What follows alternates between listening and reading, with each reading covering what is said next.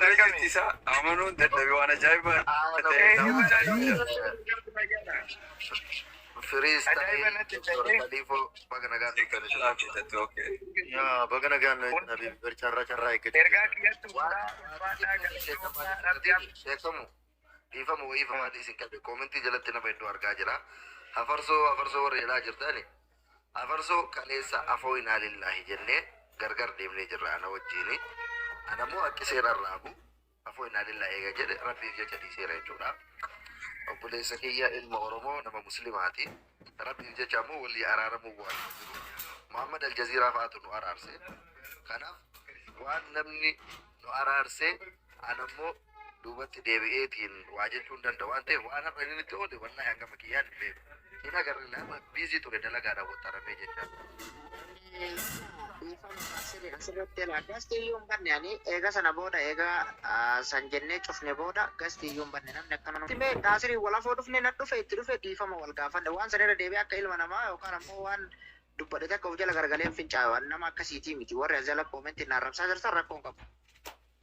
Nasir garala enu afarso kiyya fi nasir ile jolle wani jennu ega oy fi godani wani jirun jiru odo oy fi yu godu battani nuti naga buusu barbaadna male nama walitti araarsu tufala male wani kadi akkas jedhame wani jedhamu hin jiru ulfaata kabajama laakin wanna kana taate akkana kana ittisuun wal gurfatuun bakka rakkoon jiru wal bira dhaabbatuun nuti haa baratamu إذا هم ناسرة والرفق والرفق والتكيس والتبسو كنا كنا في نجدا نموت غرقود دوري بايزوي أجراني أنا كلا رجلا سند كيفتا ديما وأنا فرتني بقلتو ما ديرو إبرا ستة أتلو كم هي أشياء سلالين أنت السلام عليكم ديرو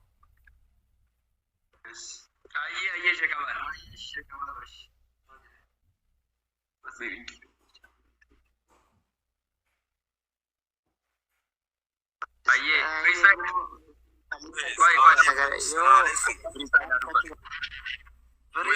My boss, my brother from another mother. Walaikum salam.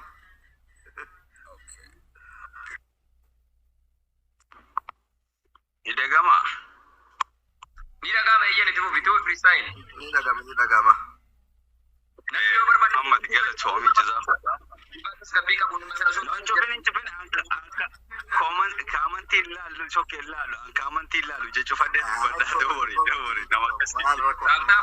Comment iguda di buka bajaga pun bada yusinin tare pa.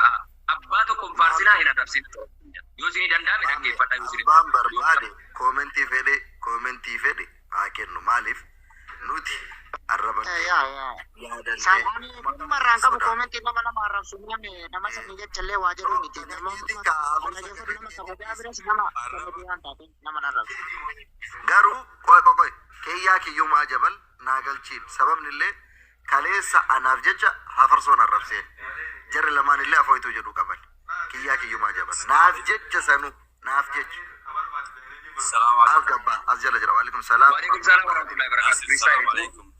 وعليكم السلام قالتهما نتي وني دريت أنا في فولا خيسنا دابي أنا كبوليس خيسني تكت فيديو تاكر رافو قال لي جراك قال لي تطرفه كمان لي جرا يفهم اللي نقوله قالوا فيديو. سجلين كثير من فريستايل. لم يكن. أما بريد. كيجا شيرمي.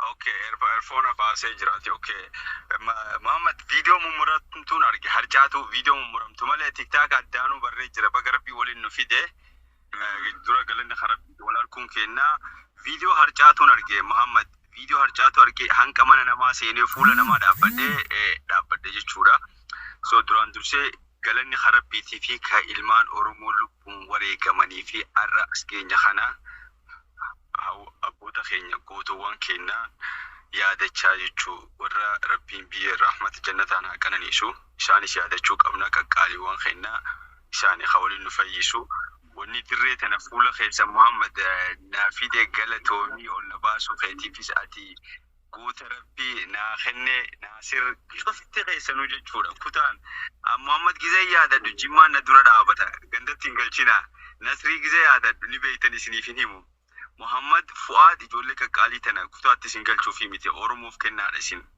So wanti Khalifa keenya baga nagaan dhufte muhee viidiyoo murame argee hedduun dhagahame. Saba keenya waliin buusuu fi haalan taane godhu Muhammad of xiqqeessuudha.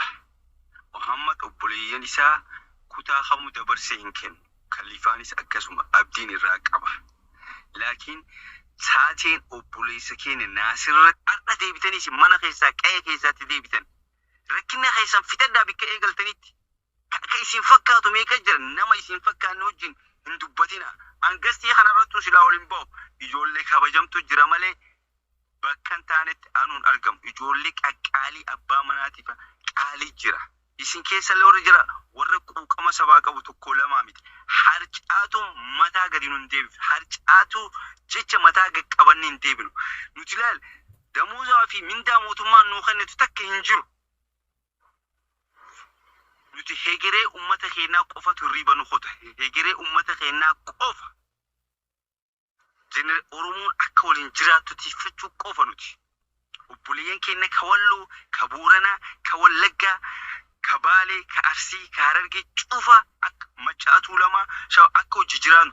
Harka nu dhooytanis bakka dhugaatti qofa isinirraa fudhanna malee hin feenu. Harka bilaashin nu dha'u rakkatina. Bakka dhugaa qofatti isinirraa fudhanna. Dhugaa dura dhaabbanna. An viidiyoo harcaatu qofa arge gabaabsi obboleessa koo ta'etti hin gabaabsu har'a isin cabseetiin fudhadheetiin bu'a. Warra kaamantii nuti enerjiin qabnu garuu obboleessa keenya mataa gadi hin cabsitan. Obboleessa keenya mataa gadi hin cabsitan dhugaa isinitti himaati. Naasir Leenca akka isaa gootamee qofti isa duuba jira.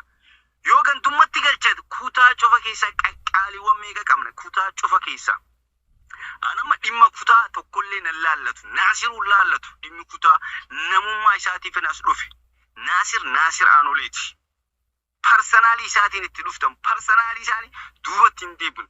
Yoo kutaa taatis akka bartanii waliin bulaa duraanutti jirtanii. Dhimma kutaatiif asin duru. Kutaan cuftu nuti ija bitaa ija mirgaati.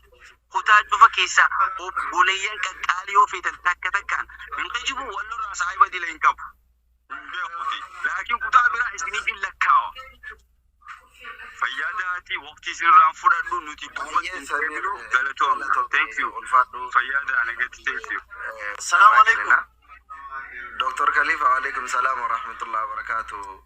Waan jedhee dabarsaa ila obboleewwan kiyyaa an dhugaa dubbatuudhaafi inni akka jechaatitti jedhe malee ani beekumsi kiyyallee dandeettiin kiyyallee nama Hacaaluu Hundeessaatii fi eebbisa addunyaatiin dorgamu miti.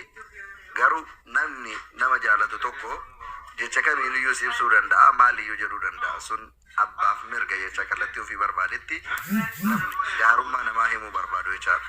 Garuu dhugaa dubbatuudhaaf namoonni tokko beektaa bakka ati dhuftee fi amantii ati keessaa dhufte waan wiitiif jecha kireeditii si dhabsiisuu barbaadanii beektaa.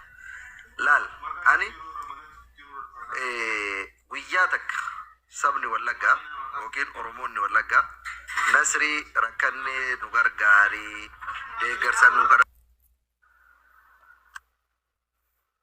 I think itti bilbilanii jiran fakkaata Nasrii. Dhiifama jidduudhaan bilbiloo inni irra seenaa ofirraa cufee guyyaa takka rakkannee nu gargaarii deeggarsa nu sassaabii naan jedhaniin beekan dhugaa dubbatuudhaaf. Ani garuu guyyaa tokko sun taane guyyaa lama sadii irra deddeebi'ee halkan guyyaa hirriba dhabee xiqqaa guddaa harka jala qabadhee kadhadhee ummata sana gargaarsee jira. Isaan na kadhatanii osoo hin taane fedha kootiin. Sababni an kana godheef ammoo waan Oromoo jarrillee ta'aniif waan anillee Oromoo ta'eef godhe. Siigalee haa ta'u malee namni dhalataa Wallaggaa ta'e eenyuyyuu haa ta'u abbaa barbaade sooshaal miidiyaa kanarratti namni sadarkaa kiyyaa warra nafxanyaa kana wajjin dhaabbatee dhimma waraana adda bilisummaa Oromoo irratti gurguddaa Amaara warra akka Abu Amiiraa kanniifa warra akka Jaafa harda warra amma fakkeenya warra manaarrabsitu sun ganda keenya tuqe maal jettee warra ji'a 4 ji'a 5 waggaa tokko waggaa lama dura TikTokii banatan ta'uu danda'an. Kun rakkoon qabu beektaa. Ati namaallee waa deebistu madaalaa deebista. Garuu warroonni amma akka Yoonii Dirribaa Gurbattii Soolaan jedhan takka fa'aa warroonni amma fooloo kuma dhibba takka ganaa seenanii umburrumbur qabaa ganna dhiisaa jedhan kunni waggaa lama sadi dura gaafa an waa'ee dhimma adda bilisummaa Oromoo gaafa nama ajjeesa jedhanii an iyyaa ture sana namoonni takkan turre. Abbaa barbaade ani Qur'aana dha'een kakadha.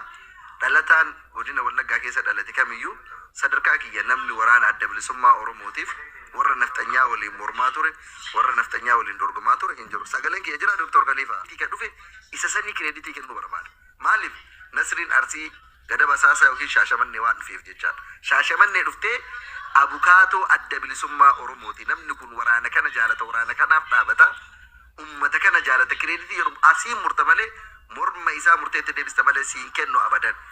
Ka ufii bicha goonni isa biratti. Amma namoonni tokko tokko dhufanii nutu nu qarqaari siin jedhe kaleessa siin jedhan.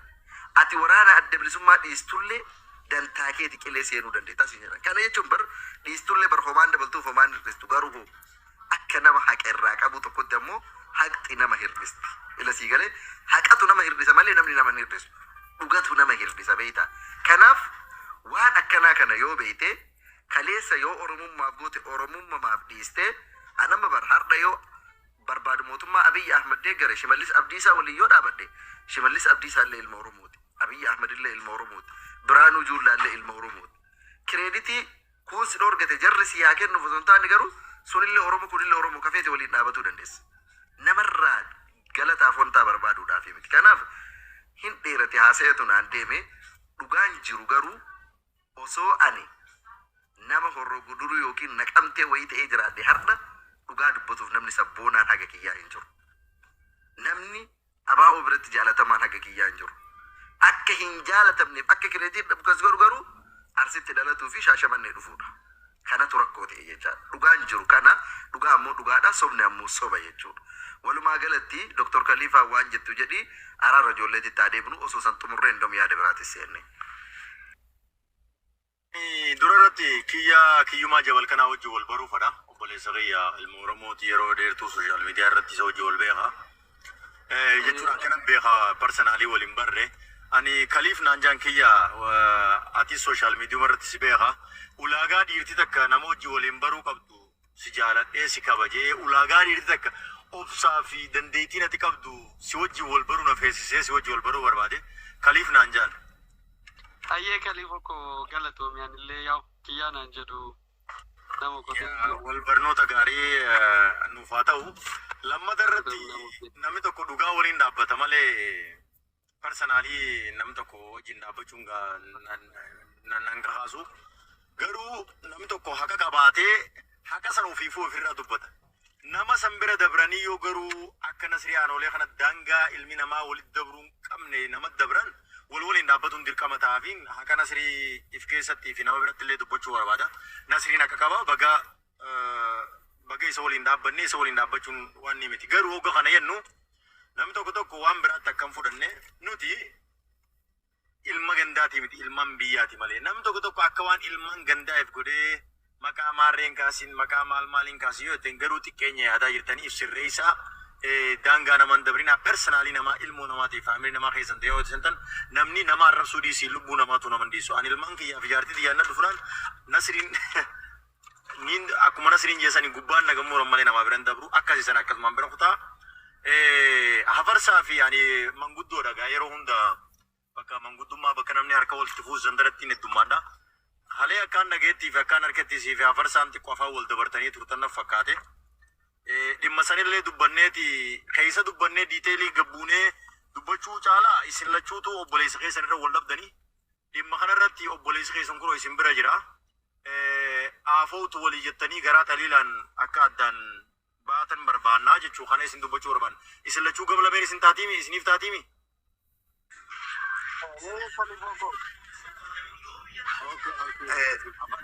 Dr. Khalifa no amma jaarsa illee freestyle illee Aljazeera illee deebi'ee Salaam alaikum dhiifama baay'ee waa takkitti dhiifama naa godhaatiin jecha takkitti wayii jecha sirreessee bira darbuu barbaadu jira. Waan anan bareefu kireeditii jedhe san irratti waalaikum salaam wa rahmatullahi wa barakatuh.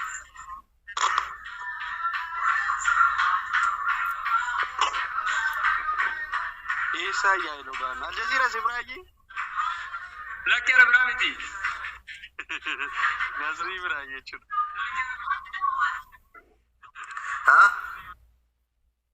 Haayilogaan si biraa Nasrii bira iyyee. itti buufi Nasrii. Haayilogaa oga jedhumu. Nama silkii dhaggeeffataara na bira. Okay, ijoollee silkii dhaggeeffataara jedhu. Mana hiriyaa kiyyaa jira. Dubbii wayii takkitti maamni osoo waa afaanii qabu dhufte dubbii reefu dhugaa jiruu fi kireeditii reefu waan jedhu tokko kaase irratti ila waan tokko dhugaa jiru jala sararee bira darbu waan barbaaduuf. Zamana akiraa kana ilmi namaa wallaahi nama muraasatu kayrii keessii dubbata. Irra caala guyyaa eeggate amma waan si ajaa'iba suuraa namni amma miidiyaa kana gubbaa olii gadoofu ka maatii kootiin arrabsan kana waggaa 2-3 dura miidiyaa gubbaatti postotan. Sa waggaa 2-3 kana namni gaalaarii keessa kaayatee wanti inni taa'uuf maal inni isa fayyada yookiin suuraa abbaa isaa yookiin suuraa haadha isaa ta'eeti miti bara. Guyyaa tokko nama kana taphaan ala baasuudhaaf suuraa kana fayyadamna jedhee waggaa 3 gaalaarii isaa keessa kaayatee ittiin ta'a. Beeka maal qaba osoo amaariif haasoftu kana an beeke naan jedhe Ustaaz Ahmad Kaas jiru. Akkatti amaariffa haasoftee bareechitee haasoftu kana osoo beeke Nasrii waan anaa sa'u naan jedhe Ustaaz Ahmad waggaa 2 dura. Gaafa san ani namaa wannaa jedheeti miti yookiin ufii kiyyaa osoo haasadhu miti dhimma Oromoo anaa haasa'u argeeti sheekni kun nama laa ilaaha illallah qaba dhugaa jiruun dubbata. Kanaaf yeroo tokko tokko nama wayii har'a jibbiteef kireeditii namni kaleessa qabu waan gaarii namni kaleessa sii oole yoo gadi buusuuf deemtu hagam gadi bu'aa namaa akka taate agarsiisa waan ta'eef dhaabbadhaa.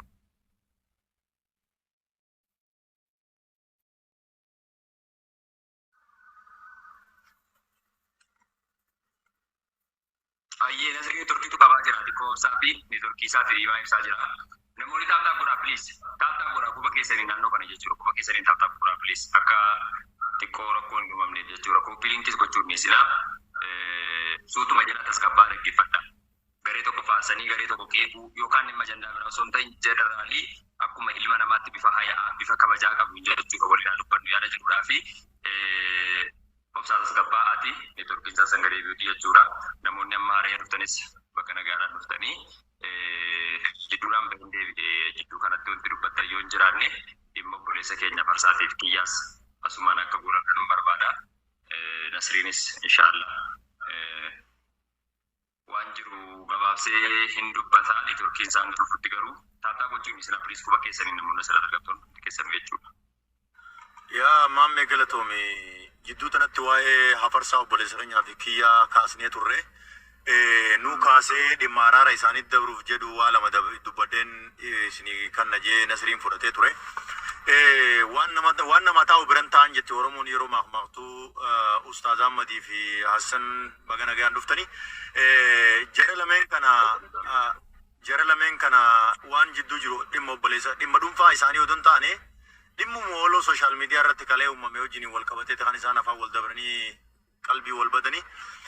Isaan lameen kun kamtuutu itti makee odoo hin taane isaan lachuu dhimma obboleessa keenyaatti irratti wal dabranii hafuunaa illaa ijanii akka walii bira kutan isaan lachuu gaafannaa.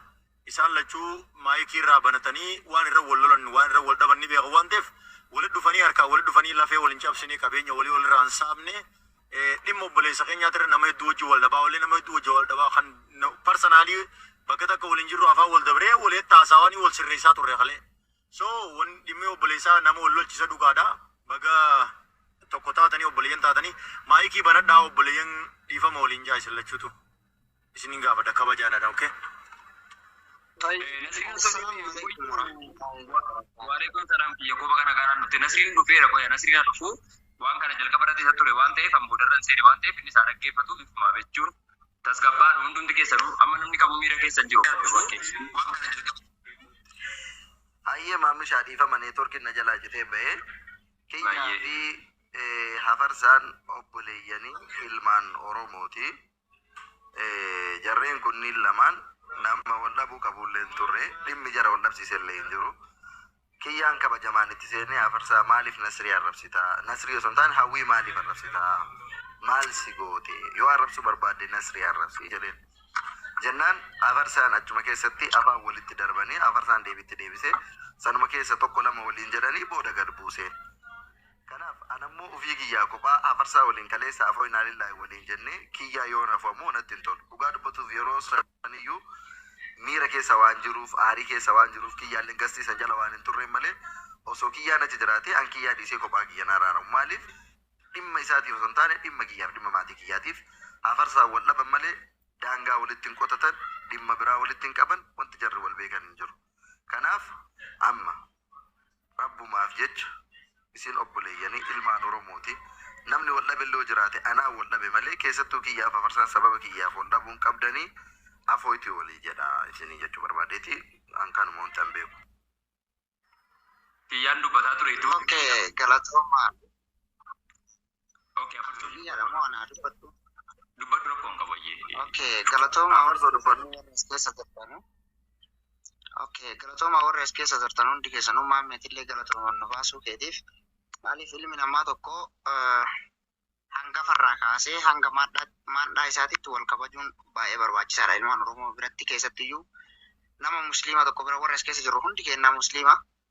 Akkasuma nama musliima nama sirra jabaa tokkoofis kabajaa kennuun barbaachisaadha. Akka amantaa teennaatittis akka amantaa yookaan ammoo aadaa Oromootitti illee kabajaa walii kennuun waanuma jiru namoonni gurguddaa as keessa jiranii. Mini dhugaadha akkuma Nasriin jedhee dhimmi anaa fi kiyyaa wal fide tokkos hin jiru. Waan aarii biraati. Seenee Nasrii waliin dubbachuu eegalanii hafee wanni biraan jiru. Afooturullaa obboleessa kee. Garuma fuulduraatti warri miidiyaa kuni dhimma nama tokko waan ani isinitti balleesseef haadha tiyya bira haadha manaa tiyya bira obboleessa kiyya bira yookaan ganda kiyya bira deemuun hin barbaachisu.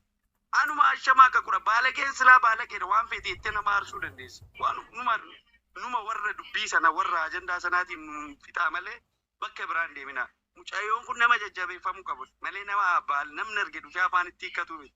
Sana kan na aarse Nasrii waan fedhan yoo itti godhan hin beekanne akkatti ofirraa deebisu. Nama miidiyaatis haaraa miti arrabni isaaf. Kanatu na aarsee afooturullaa obboleessa kee. Galatoome tillee kiyya. Baay'ee. Galatooma ulfaadha isin lamaanuu. Ulfaadha. Wanti murteessaan isin jechuudha akka dhuunfaatti wanti dhimma walitti qabdan hin jiru. Dubbiin fuudhee kallattii jijjiiree waan adda addaa keessa nama geessuu danda'a. Jidduudhuma sanatti yeroodhuma sanatti waan uumametu kan isin dubbachiisuu danda'e Nasrii illee ulfaadhu galatoomi. Atii fi inni wallabdee achirratti deemaa ture jechuudha. Ilma namaatiin dogoggora isaa immoo hubatee namni dhiifama yoo jedhe ilma namaa miti rabbuu namaa dhiisa waan ta'eedhaa fi ati fedha keetiin dhiifama gootee fi jirta innillee akkasitti waliif dhiifama gootanii irra dabartanii jirtu.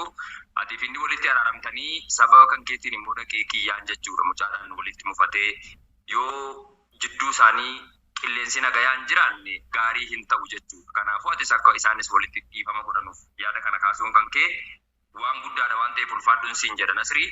Walumaa galatti obboleewwan keenya warra ammas irratti argitan dhimma ajandaa darberraa irra kaafnee akka haarawatti dubbachuu fi miti. Wanti murteessaan Oromoon miidiyaa kanarratti yeroo baay'ee akka naannootti akka amantaatti dhimmoota jajjabaadhaan hawaasni keenya jechuudha. Sadarkaa hayyoonni keenya seenaa dalaganii isaaniin boonnu sanyii abaluu jennullee hanga xiqqaa ta'uu baay'ee chaalenjii baay'ee keessa dabarsinee jira miidiyaa TikTok jedhamu kanarratti. Yeroo baay'ee Oromoo ilaaltu Facebook irra kun hin jiru, Instagram irra kun hin jiru, Twitter irra kun hin jiru. Yeroo baay'ee Oromoon kan wal xiqqeessu pilaatfoormii TikTokii jedhamu kanarratti. Rakkoo kanaaf furmaata keenya jennee waggaa darbinii yaadattu yoo ta'e Nasrii. Obboleewwan keenya kutaa hundarraa Jimmaarraa, Arsiirraa, Baalirraa, Harargeerraa, Walloorraa, Wallagga, Boorana iddoo hundarraa jechuudha. Tiimii lamaan ijaarame dhaabbannee namoonni akkanaa kun namoonni waan tokko fuudhanii gabba'anii waan namoota naannoodhaan kutaadhaan siyaasaan walitti buusu kana adeemsisan kallattii itti maaneej gochuu dandeenyu nu ilmaan Oromoo maaliif hin dhaabbanne yaada jedhu waliin kaafne yommuu miidiyaa irratti dhufne guyyaa sana yaadattu yoo ta'e jedhu Ustaaz Raayyaa Abbaa Macaallee dhufanii yaada bareedatti jirtu rabbi si na gargaaru jajjabaadhaan hin jedhanii gastiirraa waan mana obsaa abdii isaatti yaadattu jedhee yaada Nasrii keessa jirta waan ta'eef tiimii sana keessa tokko waan ta'eef sana booda jechuudha uummatumti keenya eenyu isin bakka buufatee jedhe eenyu isin filatee jedhe numaayyuu warra nagaa buufna jennee gad dhufnee asirratti taa'ee jenne mataan gaggar nu garagalchanii ana fa'i jechuudha guyya sanarraa jalqabe suuraan kun gaggaragalu